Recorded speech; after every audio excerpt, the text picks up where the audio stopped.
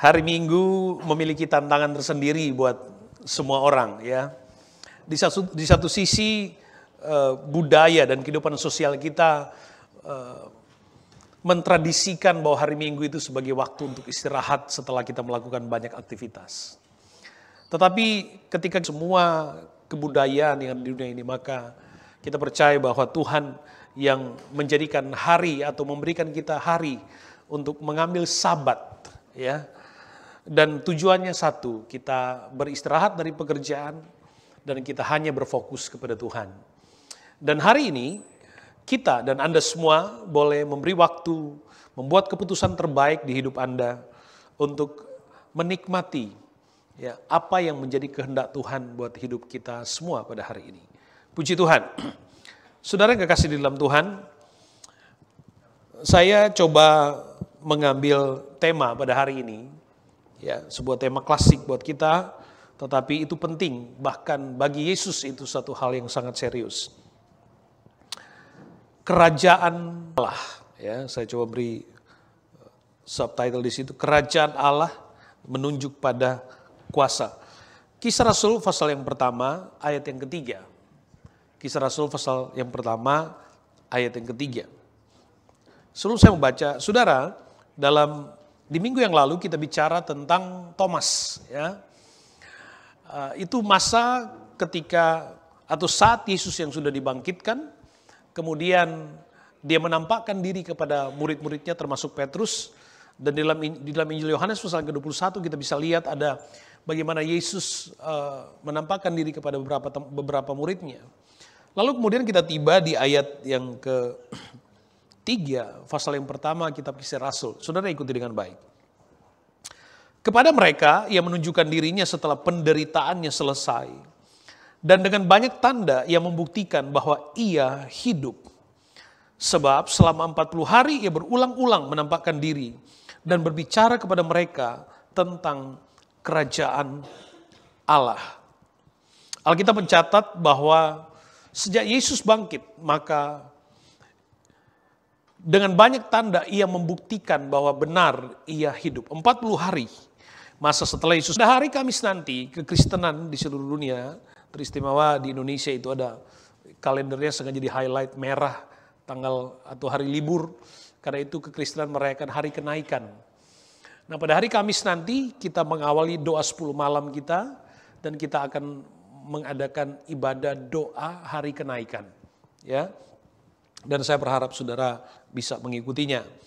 Dan dalam doa 10 malam ini kita melakukan kegiatan doa ini sejak gereja ini berdiri. Ya. Gereja Gold Coast, gereja Brisbane. Ya. Kita makan 10 hari doa. Dan pada tahun ini juga kita mengadakan itu.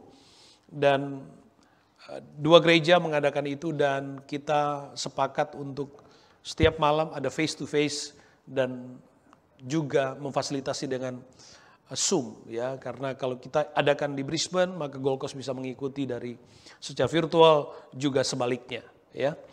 Nanti dijelaskan kemudian. Anyway, oke. Sampai kemudian Yesus akan naik ke sorga. Alkitab mencatat di dalam Kisah Rasul 1 ayat 33, saya mengulangi bagian terakhir dikatakan selama 40 hari ia berulang-ulang menampakkan diri dan berbicara kepada mereka tentang kerajaan Allah. Dari sisi waktu, maka ini adalah masa sebentar lagi Yesus akan naik ke sorga.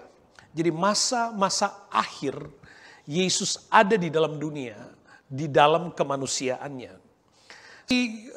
Banyaknya tradisi kita yang percaya bahwa pesan-pesan terakhir adalah sebuah pesan yang penting, pesan yang harus diperhatikan dengan baik.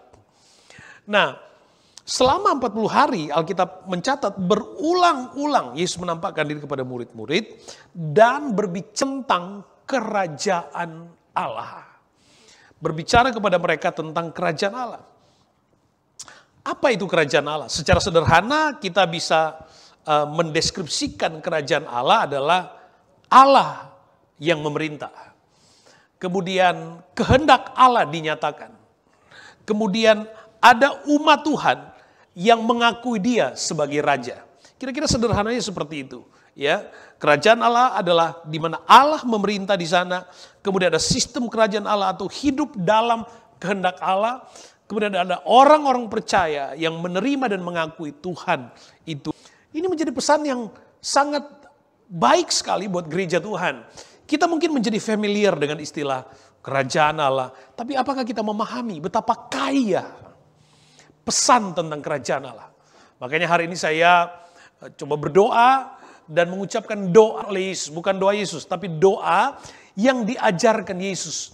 Bapa kami yang di sorga, dikuduskanlah namamu, datanglah kerajaanmu, jadilah kehendakmu di bumi seperti di dalam sorga. Saya suka berdoa dengan berkata, datanglah kerajaanmu, jadilah kehendakmu di hidup saya, atau di hidup pelayanan, di hidup jemaat-jemaat, di hidup pekerjaan mereka, bisnis mereka, studi mereka, kesehatan, dan seluruh aktivitas. Datanglah kerajaanmu, jadilah kehendakmu di dalam kehidupan jemaat Tuhan seperti di dalam sorga. Itu hal yang serius. Sebab ketika Yesus bicara tentang kerajaan Allah, pesan yang berulang-ulang kali disampaikan, maka Yesus sedang melepaskan sebuah pengertian yang dalam, yang merangkum keseluruhan dari apa yang ada dalam pikiran kita tentang apa yang menjadi kebutuhan kita tentang Tuhan. Allah memerintah, kehendaknya dinyatakan, dan hidup yang ditundukkan dalam pengakuan kita bahwa Dia adalah Raja atas hidup kita. Sejak awal saudara bisa melihat di dalam firman Tuhan, telah sejak awal Yesus, sudah bisa baca di Injil Matius pasal 4, Yesus selalu bicara tentang kerajaan Allah. Bahkan di dalam banyak perumpamaan, Yesus selalu mengawali dengan kerajaan Allah seumpama. Kerajaan Allah seumpama, banyak sekali saudara. Tapi sekali lagi, memahami kerajaan Allah kita tidak hanya sekedar menyederhanakan itu kepada sebuah tujuan di mana tempat Allah sediakan buat kita. Tidak. Yesus ajarkan minta Tuhan hadirkan suasana sorga. Minta supaya kerajaan Allah turun ke bumi. Kerajaan Allah datang hadir di hidup keluarga kita. Kita minta kerajaan Allah dihadirkan dalam pekerjaan kita. Kerajaan Allah dihadirkan dalam pelayanan ini. Dan sekali lagi, kerajaan Allah bicara tentang Allah memerintah. Kehendaknya dinyatakan. Kita mengakui Dia sebagai Raja. Para penulis, tokoh sejarawan Alkitab, para teolog-teolog modern sepakat. Dan dia bicara tentang bagaimana umat Tuhan datang kepada Tuhan dengan kerendahan hati dan mengakui Tuhan sebagai Tuhan dan Juru Selamat. Di dalam Injil Matius pasal 6, itu doa Yesus. Datanglah, saya sudah berdoa tadi. Di dalam pentingnya kerajaan Allah dalam pertumbuhan rohani. Ya, pentingnya kerajaan dalam pertumbuhan rohani. 1 Korintus 4 ayat 20 berkata begini. Sebab kerajaan Allah bukan terdiri dari perkataan tapi dari kuasa. Sebab kerajaan Allah bukan terdiri dari perkataan tetapi dari kuasa. Sebelum saya ke bagian ini. Di bagian sebelumnya, kerajaanmu jadilah kehendakmu di bumi seperti dalam sorga. Kenapa? Karena dunia yang kita tinggal, yang kita hidup ini sudah korup, sudah rusak, saudara. Ya, sudah rusak. Kita tahu bahwa dunia ini bukan sorga untuk manusia. Makanya saya ingatkan kepada jemaat di Gold Coast tadi pagi. Makanya buat orang percaya, Alkitab mencatat orang yang mati dalam iman. Orang yang mati karena dia percaya kepada Tuhan. Orang yang beriman lalu kemudian dia mati. Itu kebahagiaan. Kenapa? Karena Alkitab mencatat bahwa tempat atau rumah kita yang sebenarnya adalah sorga. Sorga, bukan di dunia. Kita cuma mampir. Itu Alkitab catat, kita cuma mampir. Dan Yesus sendiri berkata, aku pergi ke tempat dan menyediakan tempat bagimu. Dan aku akan datang kembali dan membawa engkau bersama-sama dengan aku. Jadi coba saudara melihat kembali ke dalam aktivitas hidup saudara. Dan apa yang kita lihat di sekitar kita. Di berita kita lihat bahwa dunia yang sudah semakin tidak tidak balance. Sudah semakin para ilmuwan mendefinisikan dunia yang sedang sakit, sedang melarat. Ya, berbagai bentuk kejahatan yang sudah semakin terekspos. Dulu orang berbuat jahat di belahan dunia mana kita nggak peduli, kita nggak tahu tuh. Tapi sekarang dengan adanya media sosial, orang semakin senang kalau ada peristiwa kejahatan diekspos besar-besaran. Ya, ada banyak peristiwa-peristiwa itu menunjukkan bahwa dunia semakin rusak. Ya. Dunia bukan tempat yang aman. Makanya Yesus ajar kalau doa minta kerajaan Allah. Minta suasana kerajaan Allah. Minta kehendaknya di hidup, di bumi, di keluarga, di pekerjaan seperti di dalam sorga. Lalu kemudian dalam pembacaan kita tadi 1 Korintus 4 ayat 20, kerajaan Allah bukan terdiri dari perkataan tapi kuasa. Jadi ketika Alkitab bicara tentang kerajaan Allah, dia bukan sekedar sebuah narasi yang diucapkan untuk dimengerti, tidak. Tapi kerajaan Allah, Alkitab katakan adalah tentang kuasa. Kerajaan Allah bicara tentang kuasa. Karena bicara tentang kehadiran Allah.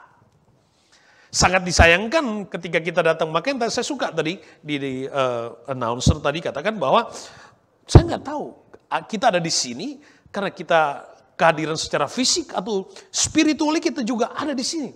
Atau our body is here, but our mind ada di mana kali ya. Dan banyak kali kita jatuh pada kesalahan yang sama. Kita ngaku, saya juga ngaku aja. Ya, bahwa pernah dalam sebuah ibadah kita, tubuh kita duduk, tapi pikiran kita entah kemana-mana.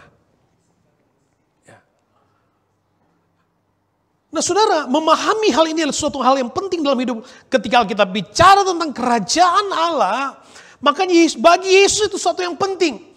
Dari awal pelayanan sampai akhir pelayanan yang dia ada di dunia, sebelum dia naik ke sorga, yang dia ucapkan kerajaan Allah. Yang diucapkan kerajaan Allah. Yang diucapkan adalah kerajaan Allah. Bertobatlah kamu karena kerajaan sorga sudah dekat. Iya. Tentang kerajaan Allah. Nah, ketika kamu akan menerima kuasa kalau Roh Kudus turun atas kamu. Dan kamu akan menjadi saksiku di Yerusalem, di Samaria, Yudea, dan sampai ke ujung bumi. Sama, kuasa, dunamis. Jadi, kerajaan Allah adalah kuasa karena ada kehadiran. Ada potensi ilahi di dalamnya. Yang Allah beri kepada kita untuk kita nikmati dan kita hidupi. Makanya ketika kita minta Tuhan, biarlah kerajaanmu jadi dalam hidup saya. Biarlah datanglah kerajaanmu di keluargaku. Datanglah kerajaanmu di pekerjaanku. Datanglah kerajaanmu di studiku. Itu bicara tentang kuasa dunamis. Potensi ilahi yang menyertai, yang ada di dalam diri kita. Makanya kita berkata, kuasa atau roh yang ada di dalam kita lebih besar daripada roh yang ada di dalam dunia ini. Karena itu, kerajaan Allah. Jadi, mari jemaat Tuhan, Gold Coast Brisbane, memahami bahwa makna dari kerajaan Allah sesuatu yang sangat penting, signifikan dalam perjalanan dan pertumbuhan iman saya dan saudara. Karena itu bicara tentang potensi ilahi, bicara tentang kuasa, bicara tentang kehadiran Allah yang real. Dan saya berharap setiap kali kita bicara tentang kerajaan Allah, kita berdoa tentang kerajaan, kita ngerti. Kita sedang minta Allah berotoritas sepenuhnya. Kita sedang meminta supaya hanya kehendaknya yang jadi atas hidup kita. Dan kita juga menyadari untuk mengakui dan menerima dia sebagai Tuhan yang adalah Raja atas hidup kita. Itu makna kehidupan kita sebagai orang percaya. Itu yang harus kita hidupi. Roma 14 ayat 17. Roma 14 ayat 17 katakan begini. Sebab kerajaan Allah bukan soal makanan dan minuman. Mungkin kalau kita berhenti dari kalimat pendek ini, kerajaan Allah bukan soal makanan dan minuman. Saudara, Anda sebagai seorang profesional, ya, Anda bekerja, berkarir, atau bisnismen. Coba urai, kenapa Anda kerja? Kenapa kita kerja? Kenapa? Kalau kita urai akarnya, kita akan sampai pada definisi bahwa supaya ada makan dan minum di meja. Iya kan? Anda bukan kerja karena saya kerja cuman ya biar pokoknya seneng aja. Anda kerja supaya ada makanan buat keluarga. Nah, Alkitab mengatakan jelas, kerajaan Allah bukan tentang makanan dan minuman. Kerajaan Allah tidak sesederhana itu. Kerajaan Allah bukan tentang apa yang dapat kita nikmati secara fisik. Ukuran kerajaan Allah bukan terpenuhinya secara materialistik.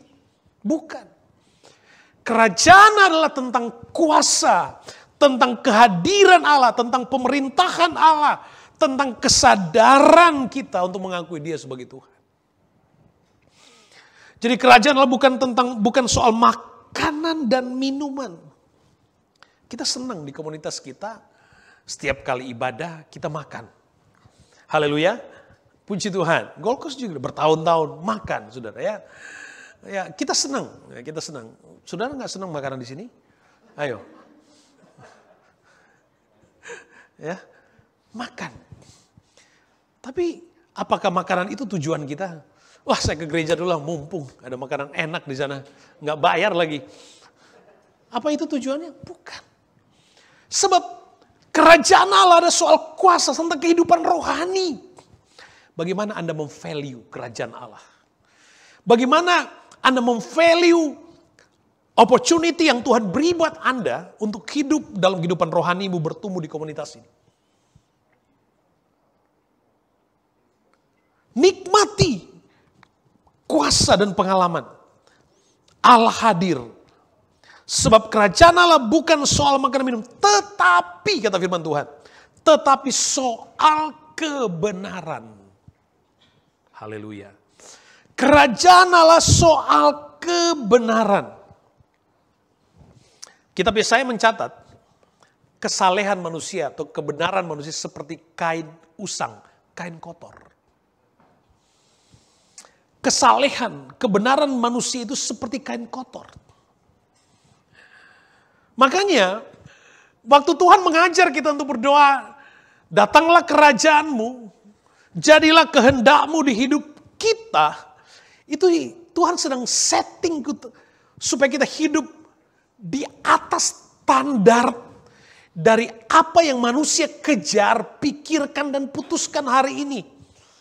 Orang mentuhankan kebenaran diri sendiri. Saya suka mengistilahkan membangun kebenaran-kebenaran pembanding dan merasa bahwa itulah Tuhan untuk dirinya. Seorang ateis menganggap kebenaran dirinya sebagai Tuhannya. Tapi Tuhan mengajar kita untuk hidup lebih tinggi dari sekedar kebenaran diri kita sendiri sebagai manusia. Sebab kebenaran manusia itu kebenaran yang kotor, kata Alkitab. Terbatas. Nah, kerajaan Allah bicara tentang kebenaran yang hakiki, kebenaran yang menyelamatkan. Kebenaran yang menyelamatkan. Kuasa dalam pertumbuhan rohani. Dan tidak sekedar itu. Kerajaan Allah yang Yesus sedang kenalkan kepada murid-muridnya. Ini menjadi penting sebab di masa sebelum Yesus naik ke sorga. Seolah-olah Yesus sedang mengintroduksi kepada murid-muridnya sebuah pengalaman Kisah Rasul pasal 2. Kisah Rasul pasal 3. Dan pengalaman pertumbuhan gereja. Murid-murid belum tahu. Kita melihat gambarnya hari ini karena kita membaca, kita mengikuti. Tapi ketika Yesus bicara tentang kerajaan Allah menjadi pesan penting berulang-ulang, Yesus sedang mengingatkan, mengintroduksi tentang pengalaman yang akan mereka alami nanti di Kisah Rasul pasal 2. Ketika kuasa itu memenuhi mereka. Ketika kuasa itu memperlengkapi hidup mereka. Sehingga mereka mengalami sebuah manifestasi kehidupan rohani yang luar biasa. Yang belum pernah mereka alami sebelumnya. Bahkan dalam pelayanan rasul-rasul sudah menyinggung itu minggu yang lalu. Karena pengalaman dipenuhkan dengan kuasa itu. Maka murid-muridnya rela mati untuk sebuah kebenaran itu. Rela mati untuk hidup dalam kerajaan Allah. Murid-murid, kalau kita baca Kisah Rasul pasal 2 dan seterusnya, ada kekaguman. Sebab orang lain pun mengakui. Dan itu pengalaman yang real. Yesus tekankan. Berulang-ulang tentang kerajaan Allah. Berulang-ulang tentang kerajaan. Berulang-ulang tentang kerajaan Allah. Ya, cari dahulu kerajaan Allah. But seek ye first his kingdom and his righteousness. Saudara, konteks Matius pasal 6 itu bicara tentang, kalau ayat-ayat sebelumnya, bicara tentang burung di udara Tuhan pelihara. Bunga di padang Allah hiasi. Kalau demikian Allah memelihara, mendandani padang rumput di padang. Terlebih kamu. Bicara tentang jangan khawatir. Sebab Allah tahu, kata firman Tuhan, Allah tahu engkau membutuhkan semuanya itu. Cari dahulu kerajaan Allah. Makanya ada istilah orang, nanti ya saya masih belum bisa pelayanan, belum bisa kerja. Nanti kalau saya sudah settle, kalau semua sudah oke baru saya mau ke gereja. Kapan? Ya kalau umur panjang, kalau enggak. Mungkin ada pikir, oh iya lebih cepat pulang kan, puji Tuhan katanya.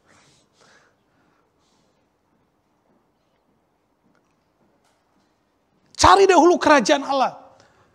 Ketika kita mencari kerajaan dan menemukan tidak ada pengalaman yang dapat dibandingkan kerajaan Allah. Kalau Anda doa, Anda melayani, Anda memuji Tuhan. Dan Anda menikmati itu. Tidak ada pengalaman yang lebih indah dibandingkan dengan ketika kita encounter dengan God. Penyembahan kita, pujian kita. Makanya saya selalu katakan, yang paling penting itu adalah penyembahnya. Penyembahan itu penting, tapi penyembahnya menjadi hal yang penting. Sebab penyembahnya itu bicara tentang kemurnian hati, motivasi. Tapi apakah pujian dan penyembahan kita diikuti dengan kemurnian, originalitas dari manusia diri kita yang mengakui Dia yang kita sembah? Jangan-jangan kita menyembah, memuji, tapi kita tidak sedang menghormati Dia yang layak dipuji. Hanya karena kita senang pujian penyembahan itu, karena kita senang feedbacknya. Gimana? Saya nyanyi tadi oke nggak? Karena kita senang itu. Nah, ketika Alkitab bicara tentang kerajaan Allah, itu berarti sedang memulihkan the way kita worship. The way kita memuji Tuhan. Karena dalam pujian, dalam penyembahan, kita sedang mengakui Dia sebagai Raja yang layak terima pujian, layak terima penyembahan. Makanya enak banget, udahlah kalau Anda kesulitan berdoa, gak punya bahasa yang lebih manis, yang kayak ada teman-teman yang doanya, doanya udah panjang, enak lagi kedengaran katanya. Kalau Anda gak bisa kayak gitu, udahlah Tuhan, datanglah kerajaan-Mu. Jadilah kehendak-Mu di hidupku. Amin. Puji Tuhan. Itu sebuah kesimpulan yang Allah mengerti, yang Allah tahu. Makanya saya mengajak jemaat saya di dalam doa-doa saya, saudara-saudara yang sering ikut doa bersama, tahu, saya berusaha setiap doa saya selalu berdoa doa Bapa kami. Saya mengucapkan doa Bapa kami. Pada bagian, datanglah kerajaan-Mu. Jadilah kehendak-Mu di bumi seperti dalam sorga. Saya berdoa begini. Datanglah kerajaan-Mu. Jadilah kehendak-Mu di hidup saya. Jadilah kehendak-Mu di hidup keluarga saya. Atau ketika saya berdoa buat gereja, datanglah kerajaan-Mu. Jadilah kehendak-Mu di hidup seluruh sidang jemaat. Di hidup pekerjaan mereka, bisnis mereka, studi mereka, pelayanan, aktivitas mereka. Dan semuanya saya suka berdoa begitu, datanglah kerajaanmu. Jadilah kehendakmu di hidup seluruh jemaat Tuhan satu persatu. Seperti dalam sorga. Itu doa saya. Saya mengucapkan ini dalam setiap doa saya untuk saudara. Datanglah kerajaanmu. Karena saya terbatas untuk memahami apa yang Anda mau, apa yang Anda doakan. Hidupmu, maka yang saya doakan minta supaya kerajaan Allah hadir di dalam hidupmu. Karena dalam kerajaan Allah itu ada kuasa, ada pribadi Allah yang sanggup mengenali setiap situasi di kehidupan Anda. Dan dia mengerti apa yang akan terjadi dan apa yang terbaik untuk kita pada hari esok. Ya. Ada lagu apa? Ku tahu hari esok sebab apa? Gimana lagunya tuh? Tak ku tahu kan hari esok. Gimana lagunya? Ada yang bisa nyanyi? Iwan? Resa? Tahu lagunya? Gak hafal. Yang bagian itu aja, saya takut salah. Kriste.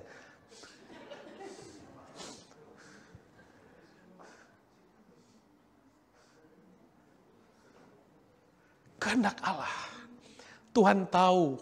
Oh, Chris baru mau nyanyi ya? Sorry, salah. Penting sekali saudaraku yang kasih dalam Tuhan. Jadi, makanya yang saya bisa lakukan di mezbah doa saya, di mezbah doa kami adalah, datanglah kerajaanmu. Datanglah kerajaanmu. Datanglah kerajaanmu di hidup jemaat. Kalau ada yang doa minta doaku, saya doanya gitu. Datanglah kerajaanmu di hidup si A. Jadilah kehendakmu di hidup si A. Seperti dalam sorga. Aduh. Suasana sorga, saudara. Suasana kerajaan Allah. Makanya, saudara, kenali kehidupan iman dan pertumbuhan rohanimu. Kenali. Minta supaya Allah menghadirkan suasana kerajaan Allah. Sebab itu adalah tentang kuasa. Dia lebih besar dari tentang makanan dan minuman. Dia lebih besar dari tentang apa yang kita pikir terbaik untuk diri kita. Kerajaan Allah mendefinisikan lebih jauh dari apa yang kita turuti kehendak Allah. Doa yang dia ajarkan buat kita. Doa yang dia ajarkan kepada kita. Jadi dalam pekerjaan Anda, belajar berdoa ini. Ya, saya pasti semua hafal ya. Jadi saudara belajar berdoa seperti ini.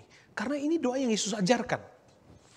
Supaya jemaat ya semakin memiliki pengalaman yang intim dengan Tuhan.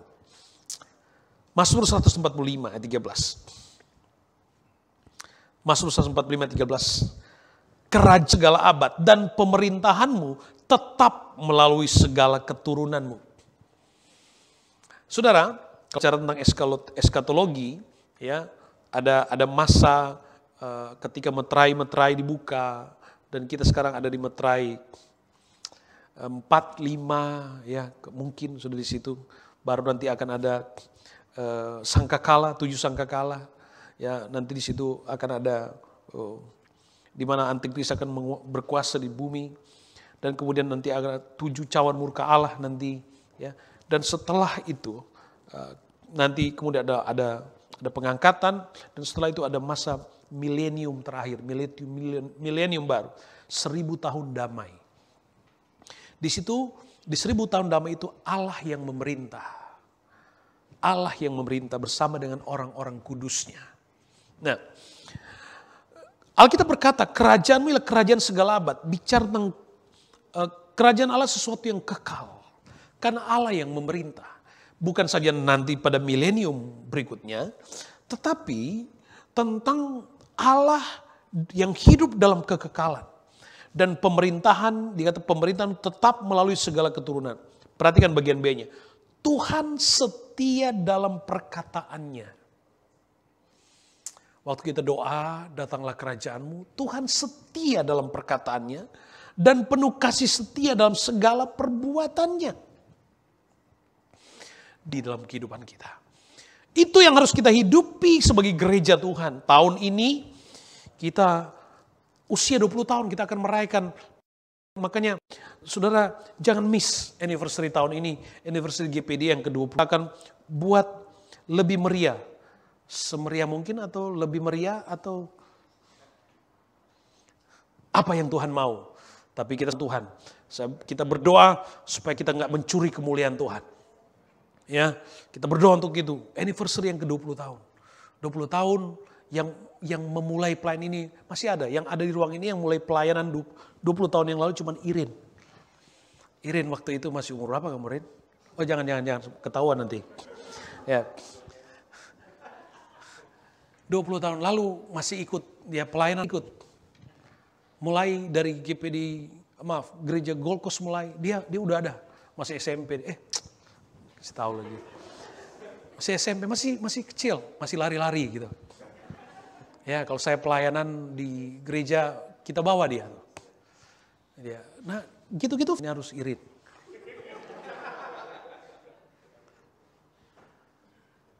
"20 tahun. Saudara, saya berkata kepada saudara, setiap peristiwa ini, kita ada sampai hari ini karena kesetiaan Allah. Bukan kita, bukan. Kita sudah melakukan yang terbaik yang bisa kita lakukan selama 20 tahun. Yang ia berikan buat kita selama 20 tahun. Dan itulah cara Allah menghadirkan kerajaan Allah di GPD Brisbane. Itu cara Allah. Dan kita tinggal hidup menikmati Allah memerintah. Haleluya. Kehendaknya dinyatakan. Dan kita semakin belajar merendahkan hati. Merendahkan diri di hadapan Allah. Menikmati kesetiaan Tuhan. Makanya mari kita terus berdoa dan minta datanglah kerajaan. Perkaya gereja pelayanan ini. Dan gereja dan pelayanan bukan gerejanya saya. Saya selalu bilang, jangan bilang gerejanya Pak Jerry. Jangan, saya gak suka saudara bilang gerejanya Pak Jerry. Bilang ini gereja Tuhan. Ini gereja Tuhan. Tuhan yang dimuliakan. Harus Tuhan. Anniversary kita juga harus Tuhan yang dimuliakan. Lakukan yang terbaik untuk Tuhan. Kita bangkit berdiri bersama. Haleluya.